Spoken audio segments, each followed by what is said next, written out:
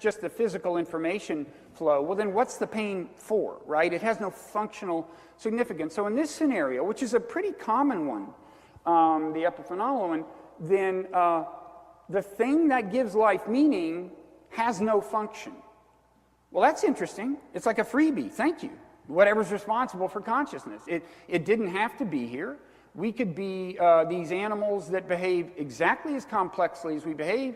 We could generate speech with sound waves. It would hit the ears of other animals. It would roll around their brains and elicit more speech waves and so on. All this could be the case in principle, except this conversation where we're talking about consciousness. But in general, animal life could go on in this scenario, the epiphenomenal scenario, without consciousness. So the fact that it's here is, the thing that gives life meaning is like a freebie. That's an interesting basis for whatever you want to do with it, gratitude, whatever else.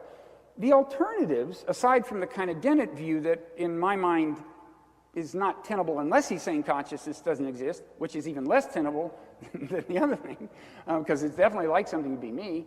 The alternatives to epiphenomenalism are almost contrary to science in a sense, because then you get back to some kind of Cartesian dualism where there's this ethereal stuff known as consciousness that's actually influencing the world.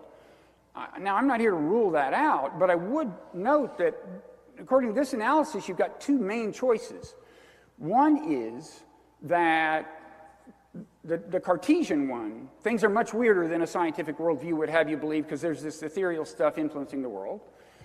Influencing my behavior. The consciousness is in some sense generating behavior. And then the other scenario is, well, no, this is more compatible with science in the sense that you can explain all behavior without reference to consciousness, but in that case, it's like, what is consciousness for?